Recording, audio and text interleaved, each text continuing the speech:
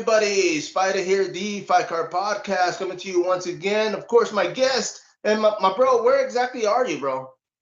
Right now, I'm in Edinburg, man. It's my pad is here.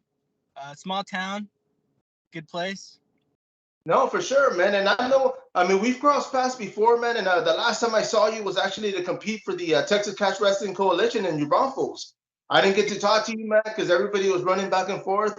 But we're here once again, man, because you're actually stepping back inside the same platform. I mean, this is going to be in Austin, Texas. And I got to ask you, man, I mean, what is it about Texas Catch Wrestling that you like? Honestly, I think it's probably one of the most unique organizations that I've competed with. Um, it's just something about it caught me. I've always enjoyed wrestling. I've always enjoyed the aspect of like catch wrestling and just like catch as catch can. All that stuff was very intriguing to me. And I remember the way I found this organization was I was like, I wonder if they have any like wrestling, because I see a lot of jiu-jitsu tournaments. I see a lot of like no gi stuff, but I was like, what if there's more out there like grappling, where I can showcase my wrestling.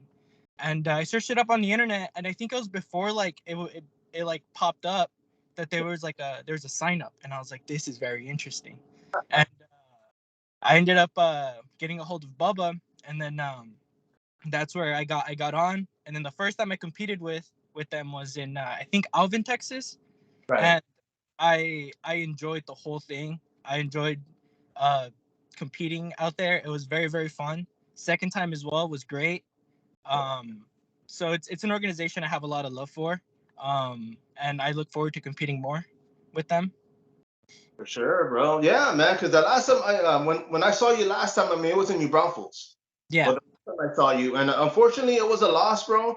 yeah, But dude, it was a tough one. Dude was fucking strong, man. He's fucking strong. and I was gonna ask you, man, when you went in there, because it's not jujitsu, it's not no gi. I mean, it is catch. Catch is kind of like you said, and I mean, I myself, I'm a fan of old Carl Gotch and all the old hookers, or hook wrestling of the past, bro. So I love that stuff.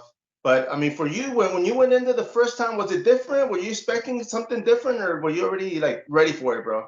Yeah, I was expecting it to be different, just in like certain aspects of it. Obviously there's a ring involved now, so there's like a lot of like different atmosphere, I would say. Um, Honestly, like I came out of like high school wrestling. I did a lot of high school wrestling when I was in high school.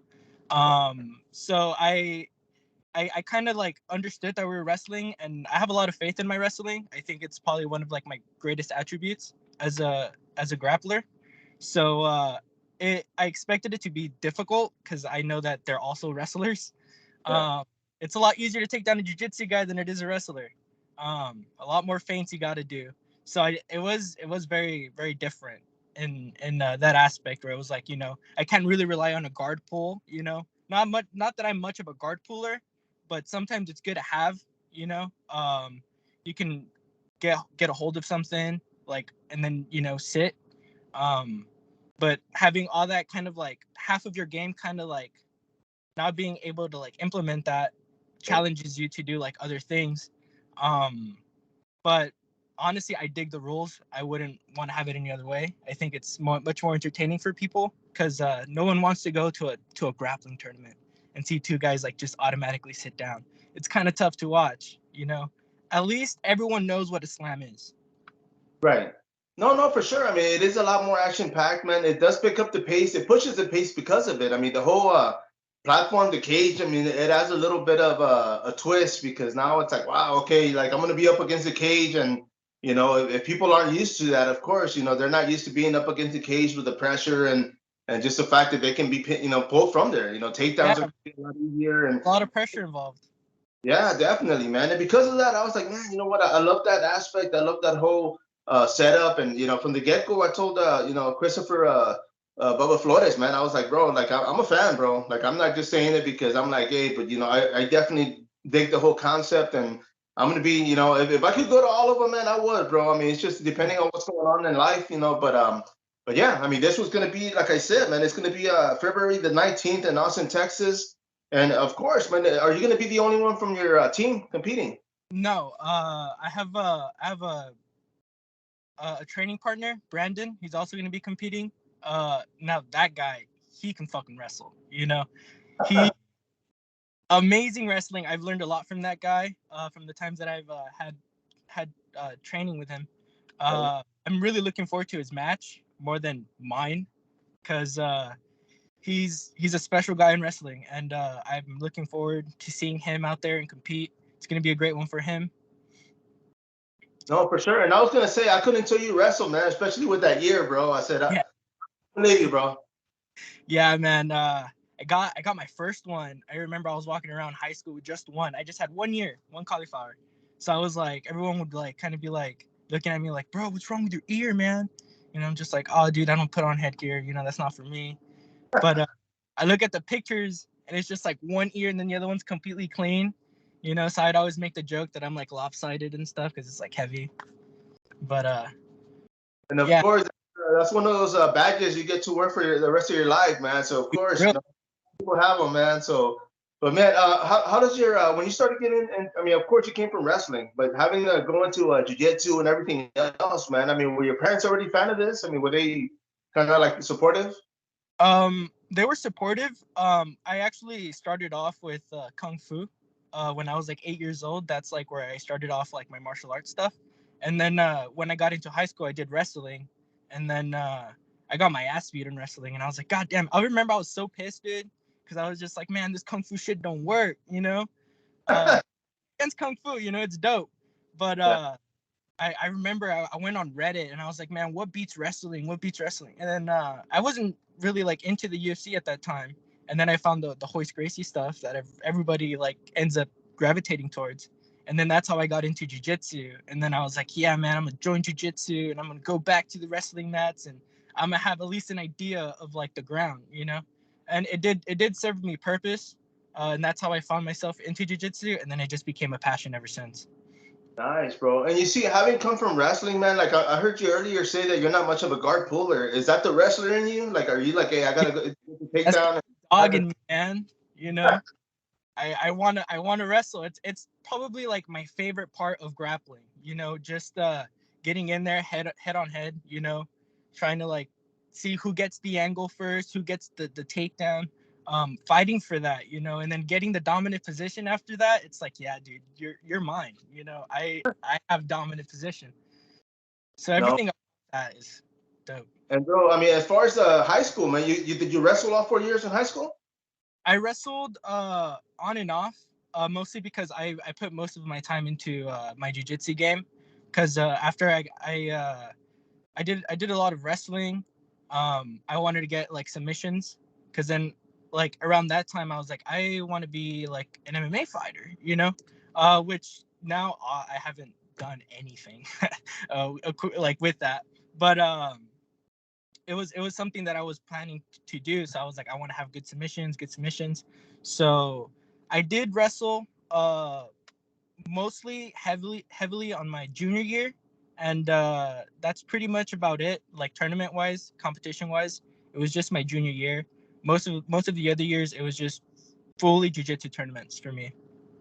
Nice, bro. And I gotta say, man, because when you said wrestling earlier, I was like, man, in Edinburgh, like I know South Yeah, Texas boxing. I mean, when we started competing back in 2000, we used to go to tournaments out there in South Texas and Corpus, and a lot of the South Texas guys were still predominantly like stand-up fighters, you know. And I mean, we yeah, were guys, and we were like into cash wrestling type stuff, wrestling, man. And but yeah, I guess times have changed, man. I mean, I'm sure it's been going on for a while, but is wrestling yeah. pretty? Wrestling is starting to create a scene here, which is awesome. We have a new gym that opened up. I can't really recall the name, and it's great. It's going great for them. I'm happy to hear that. I like that wrestling is now becoming huge here. Bro. Um, you know, the high schools are putting a lot of emphasis on their wrestling. I know that my old high school, Edinburg North, they're going on district championships on stuff. So it's really great to hear all that stuff. So it's advancing. You know, obviously we're not like in a level where other states are at or like other parts of Texas, but you know, you'll hear our name pretty soon.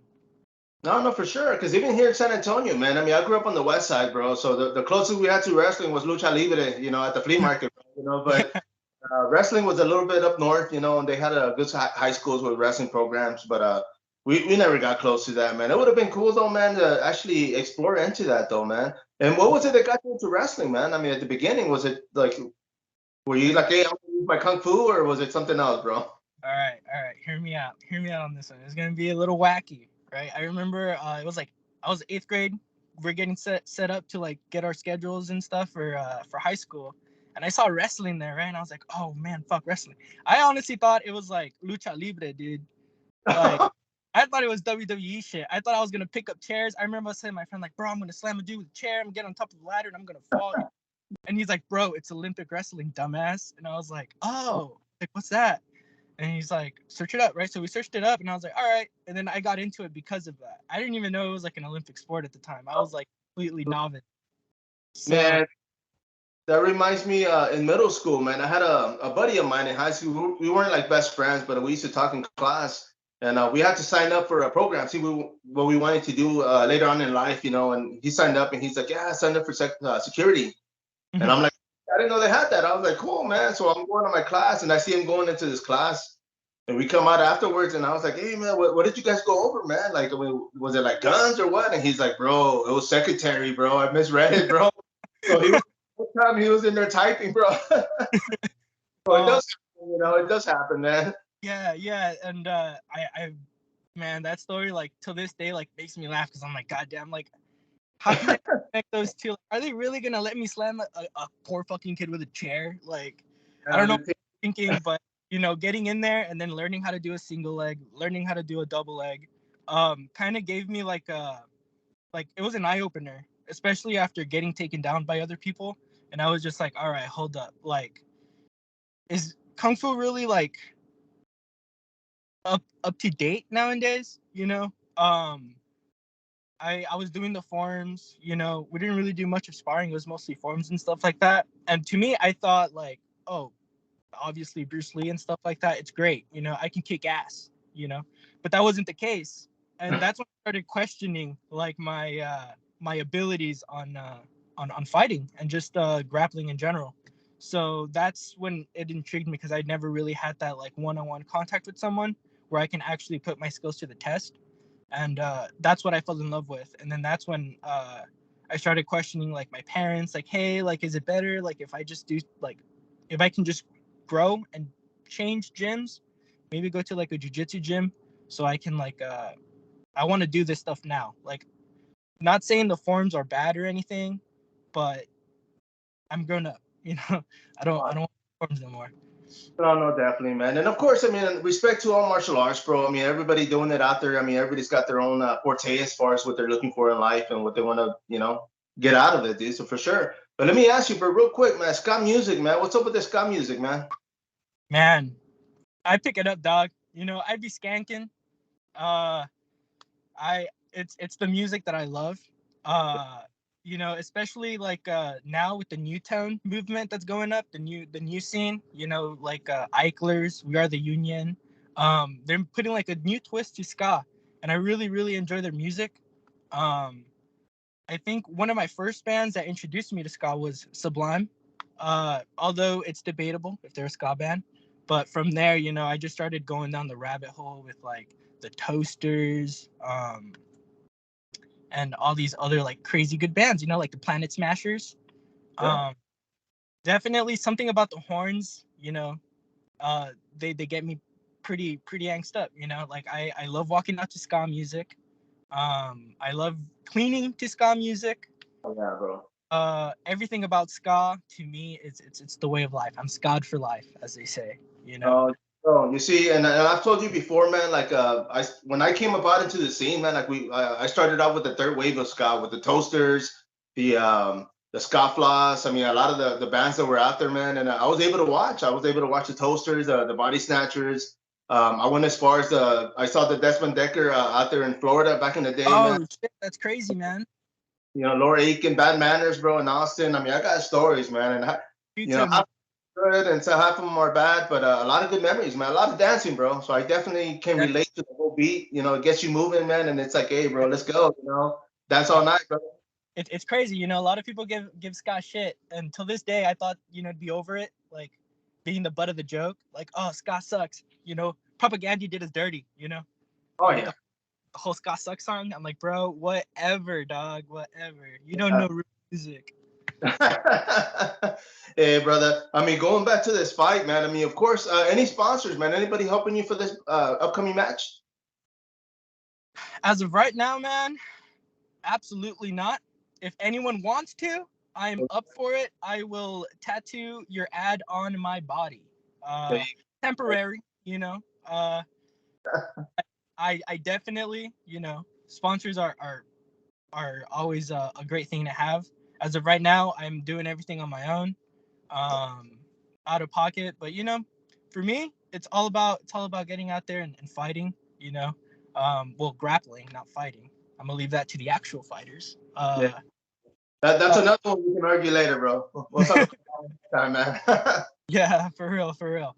But right now, no, I'm just selling my tickets to some friends. I want to see the pay-per-view. You know, thankfully, I have a lot of people that support me, and they are willing to see me grapple and see my ongoing success or you know, fall downs.